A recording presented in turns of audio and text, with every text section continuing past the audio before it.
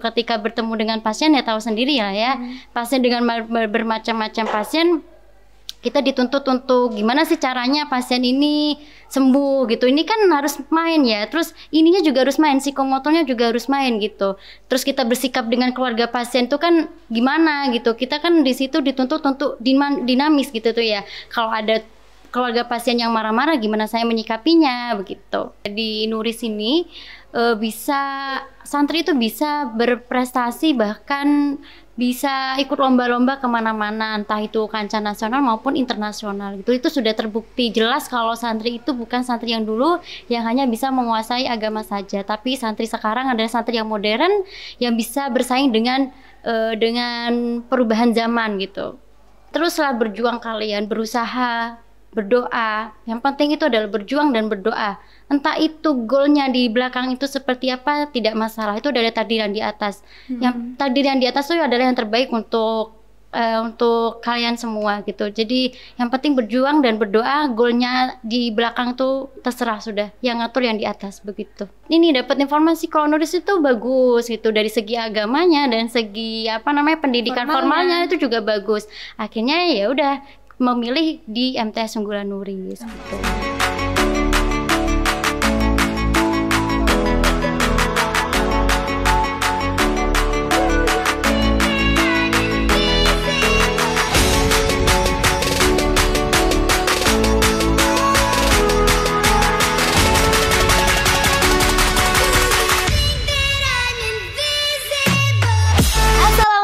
Warahmatullahi wabarakatuh. Selamat malam sahabat santri channel Smaris TV. Kembali lagi dengan saya Anggi Anggraini di podcast Smaris.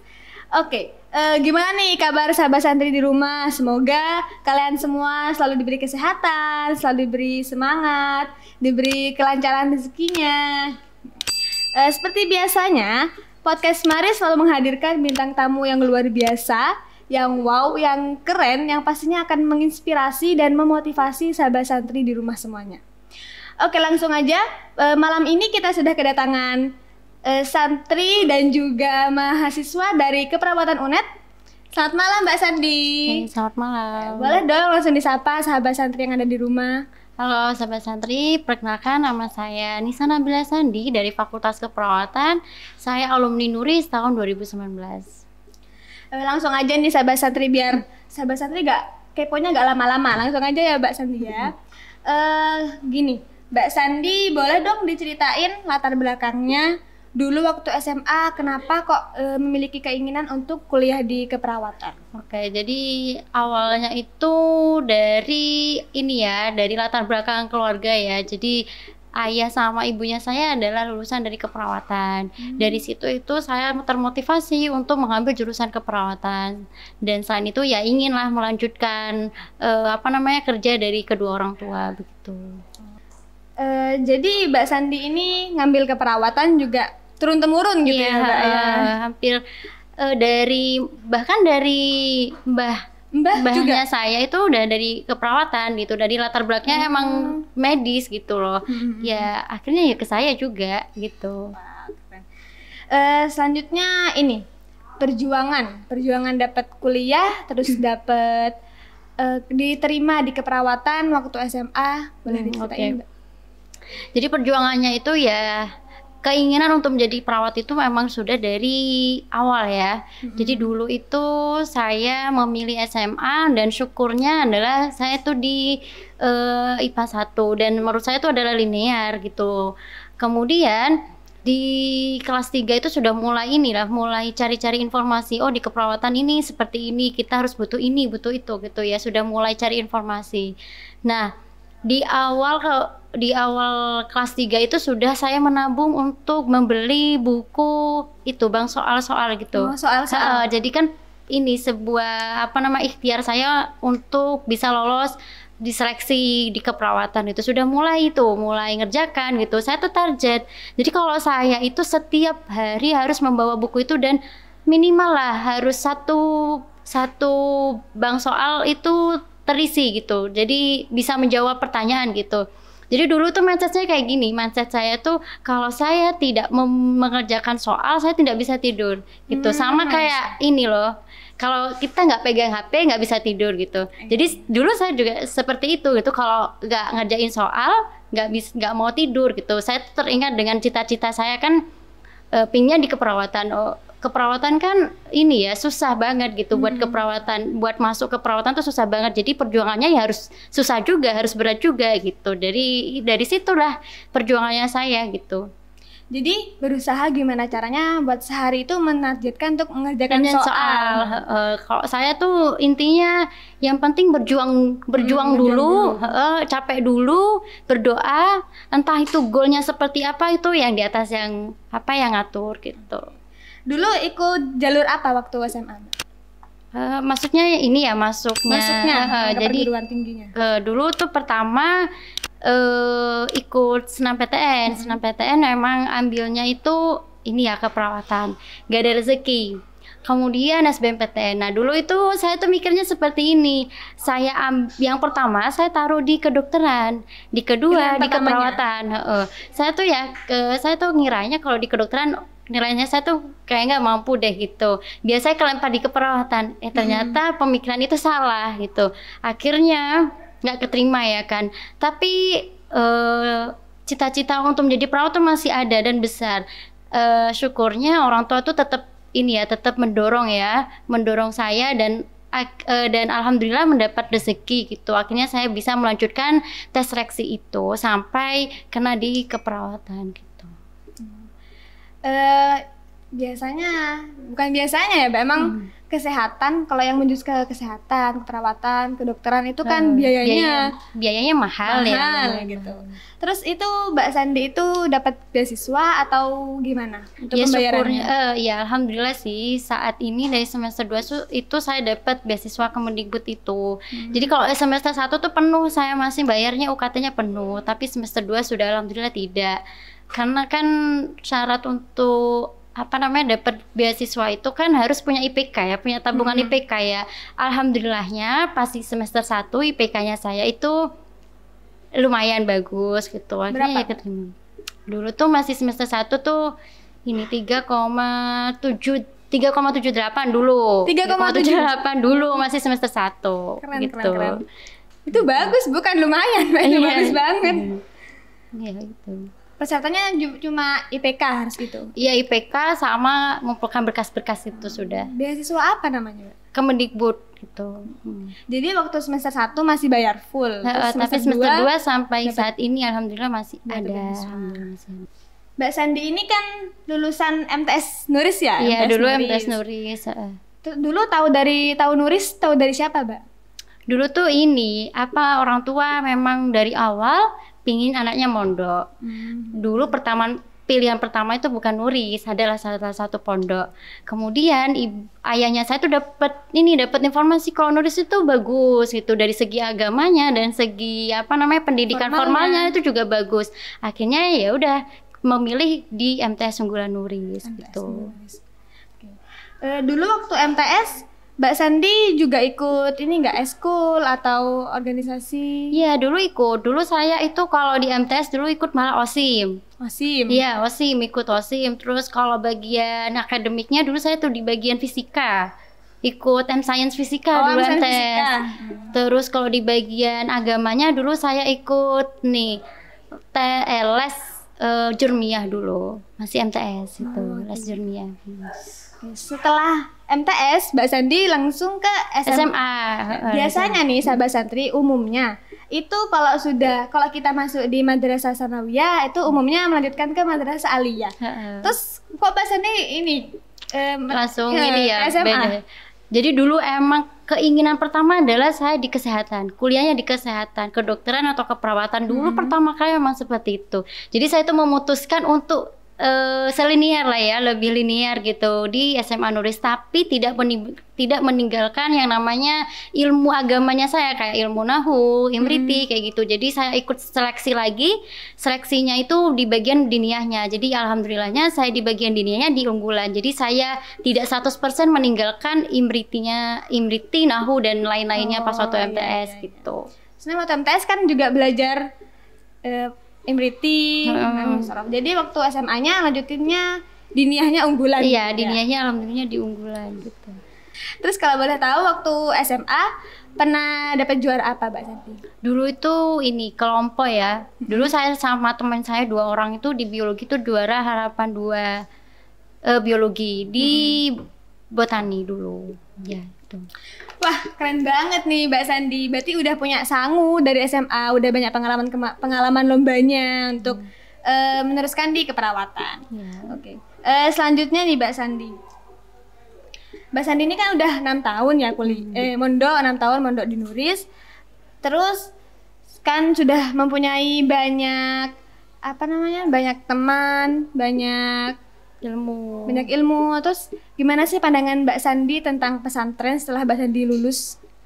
Jadi melihat santri sekarang tuh bukan seperti santri yang dulu yang hanya bisa menguasai di ilmu agama, tapi santri sekarang tuh bisa melengkapi dua-duanya, yaitu ilmu agama sama ilmu umum. Terbukti lah ya kayak di Nuris ini santri itu bisa berprestasi, bahkan bisa ikut lomba-lomba kemana-mana, entah itu kancah nasional maupun internasional gitu. Itu sudah terbukti jelas kalau santri itu bukan santri yang dulu yang hanya bisa menguasai agama saja, tapi santri sekarang adalah santri yang modern yang bisa bersaing dengan perubahan zaman gitu.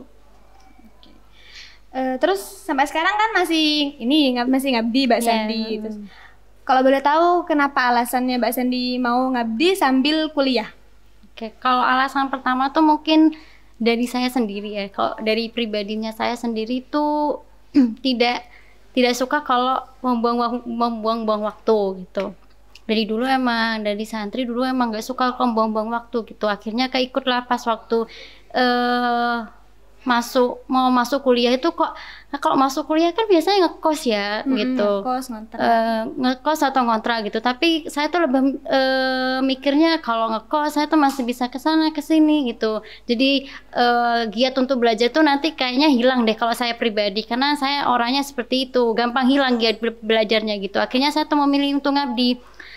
Menurut saya tuh kalau ngabdi, sekalipun saya itu berdiam saja, saya tuh masih bisa lah bermanfaat ke orang walaupun hanya sedikit begitu. Jadi saya lebih memilih ngabdi.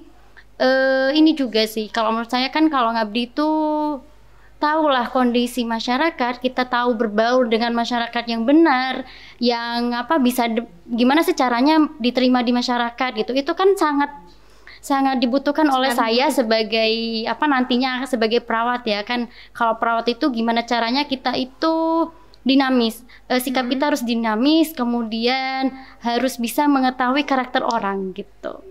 Itu sih. Terus kemarin Mbak Sandi ini sempet Mbak 1 bulan praktek di rumah sakit. Itu program dari kuliah atau tugas gimana Mbak? Iya, jadi itu namanya tuh aplikasi klinis keperawatan. Jadi AKK lah ya. AKK itu adalah program dari fakultas, jadi itu masuk ke SKS juga gitu. Jadi 4 SKS dilakukan dalam 1 bulan gitu. Jadi kemarin tuh saya dapat rumah sakit di Bondowoso gitu. Itu dari pondok apa? Enggak, jadi kemarin tuh sempat ambil cuti 1 bulan untuk kegiatan itu. Jadi di Bondowoso saya ngekos gitu di dekat rumah sakit. Itu tugasnya kayak magang gitu, kita ada pasien, kita juga bantu gitu. Jadi pas AKK itu adalah seperti magang, dan itu adalah pengalaman pertama saya itu bertemu dengan pasien. Oke lah, kalau saya sebelumnya, apalagi saya tuh mahasiswa istimewa ya, mahasiswa yang selalu daring ya kan, sama ini kan dari semester 2 udah daring ya, jadi materi itu memang dapatnya materi saja, tapi kalau bagian psikomotor saya tuh nggak dapat. Ya dapat di akhir semester saja gitu, tapi ketika bertemu dengan pasien kan kita berbeda gitu. Jadi itu adalah pengalaman pertama saya bertemu dengan pasien, dan di sana banyak banget pelajaran untuk saya nantinya sebagai perawat begitu.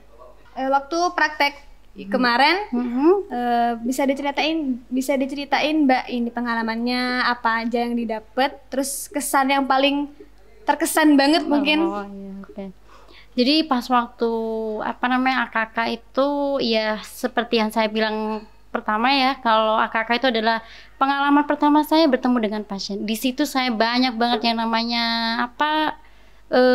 pendidikan, pembelajaran gitu, dari segi sikap, dari segi psikomotor, dari segi pemikiran gitu, semuanya ada di situ gitu. Di sana itu dituntut untuk menjadi otak harus berjalan, psikomotor harus berjalan, kemudian bersosialisasi dengan orang tuh harus berjalan gitu. Jadi harus semuanya itu harus terpenuhi gitu. Ketika bertemu dengan pasien ya tahu sendiri ya, pasien dengan bermacam-macam pasien, kita dituntut untuk gimana sih caranya pasien ini sembuh gitu. Ini kan harus main ya. Terus ininya juga harus main, psikomotornya juga harus main gitu. Terus kita bersikap dengan keluarga pasien tuh kan gimana gitu. Kita kan di situ dituntut untuk dinamis gitu tuh ya. Kalau ada keluarga pasien yang marah-marah gimana saya menyikapinya begitu. Tadi kan Mbak Sandi sempat menyinggung IPK Mbak Sandi yang keren banget, yang luar biasa nih ya. Boleh dong dikasih tips and tricksnya gimana biar nanti sahabat santri kalau udah kuliah, udah jadi mahasiswa dapat IPK yang wow juga gitu, dan juga bisa mempertahankannya gitu. Oke, kalau mau kalau IPK untuk dapat IPK yang tinggi itu butuh perjuangan ya kan. Adanya udah kuliah juga ya, butuh banget perjuangan, entah itu stresnya gimana gitu tuh ya. Yang penting ini sih, kalau saya pribadi yang pertama kali adalah gimana caranya kita mengcoping stres kita. Ketika kita mendapatkan tugas yang banyak, gimana caranya kita tuh menekan stresnya kita. Oh ini tugas yang banyak, oke, pelan-pelan. Kalau saya tuh gini triknya. Kalau satu saya kerjakan, jadi saya tuh kalau satu ngerjakan di fullin, ngerjakan tuh udah. Nanti yang lain tuh akan keikut sendiri gitu. Tugas satu diselesaikan dulu, habis itu tugas dua kayak gitu. Terus juga kan kebetulan saya juga ngabdi ya. Nah kalau pas ngabdi itu, kalau saya itu dari pagi sampai sore itu saya full di kuliah. Entah itu kalau tugas dari pondok pas dari pagi saya tidak sentuh sama sekali. Tapi kalau itu tugas dari kuliah itu saya sentuh sampai saya habis. Jadi kayak tugas satu nih, saya cicil tuh. Saya cicil walaupun cuma dapat satu word lah ya, nggak apa-apa. Terus tugas kedua saya cicil dulu gitu, atau kalau nggak mau dicicil saya coba cari dulu jurnal-jurnalnya itu, dikumpulin dulu, nanti tinggal diketik kayak gitu.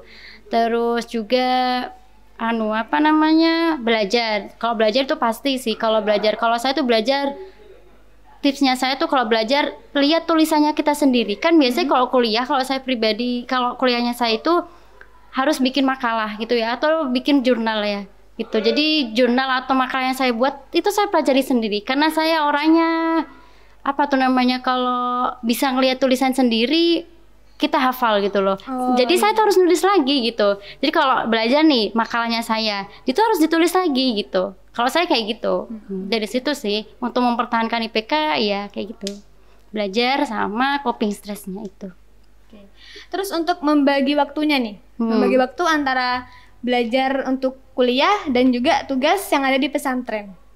Kalau bagi waktunya itu sama seperti tadi itu. Jadi kalau pagi itu saya prioritaskan sama kuliah saya. Tapi kalau malam saya fullin sama pekerjaan di pondok saya. Saya tidak mau menyentuh tugas kuliah saya begitu.